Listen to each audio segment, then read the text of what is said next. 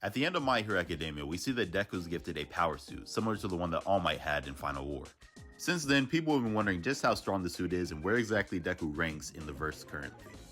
Unfortunately, we never really got to see the suit and its abilities in action, but today, I'm still going to try to figure out just how strong the suit is and where exactly Deku ranks at the end of the series. First, we gotta go over the information we do know about the suit and its capabilities. We know it's based around the data from the original Armored All Might suit, so all the feats from that fight can just apply to the new one. But before we get to that, it's important to point out that we already know on a baseline that Deku's suit is just way stronger than All Might's. Not only were there technological advances, but we know Melissa and Hatsume came together to make this suit. Before, it was just Melissa, and on top of all of that, the suit had rushed production because All Might needed it for the war. Deku's suit had more talent, more production time, and all the information from the previous suit. Just keep that in mind when we look at the feats from the All Might fight. At the beginning of the fight, we see All For One use Impure Beam. It's a blast of light that's arguably his strongest attack outside of his Omnifactor Unleashed. The same attack that one-shotted Gigantomachia, one of the strongest and most durable characters in the verse. All Might activates a shield and just tanks it. If for some reason you don't want to count this feat because the shield in question came from All Might's car, Hercules, that's perfectly fine. Because after that, we see All Might get hit with an even larger attack that not only includes Impure Beam, but a whole mess of other quirks. He gets thrown through several buildings and sustains some injuries, but overall, the suit holds up and he fights for a while longer after this.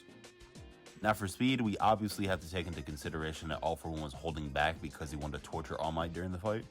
But even then, a holding back All For One is still faster than most of the verse. Plus, we see things like All Might outspeeding some of his attacks, and with them having some back and forth exchanges with All Might immediately being able to hit the laser uppercut after being punched in the stomach. We also see the suit is able to do significant damage to All For One. The only thing that possibly made All For One rewind more than All Might was the entire army of heroes that he fought beforehand. Now that I've shown you what the old suit was capable of, I think it's time we apply it to Deku and see where exactly he might rank at the end of the series. We're going to be venturing into speculation territory, and a lot of this is going to be my personal opinions and interpretations of what the feats are and where he plays in the story, which may or may not come with a little bias, but I'll try to provide reasoning for everything I say.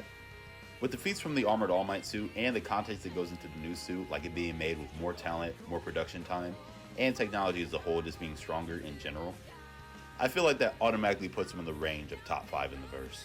The other 4 in that top 5 for me are Tokiyami, Shoto, Bakugo, and Mirio.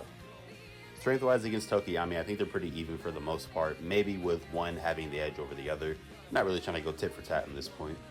But for speed, Deku overall just has better feats, and of course better battle IQ and tactics, so I think it's easy just to put him above Tokiyami. I do want to touch upon the tactics just a little bit real quick. We know the suit is built for the fact that Deku knows how to use multiple quirk factors. And this is just common speculation, but it's pretty safe to assume he just has copies of all of his other quirks. So maybe a radar for danger sense, grappling hook for black whip, smoke for smoke screen, obviously, some sort of energy buildup for Fajin, and I don't really know how they do gear shift, but you get the point. Back to the main topic, I think against Shoto, it's kind of the same conversation with Tokoyami. Similar power-wise, but overall, Deku just takes it. As for Mirio, he's probably gotten stronger like everyone else in the time skip. But his best feat is just being able to keep permeation on and not get hit by a quirkless Shigaraki. Which is obviously strong, but I don't think he has the power and speed to match up. And now for the final person, the matchup you've all been waiting for, to see if Deku really can take the crown of strongest in the verse, even in his weakened state. Iron Deku and the number 15th ranked hero, Great Explosion Murder God Dynamite.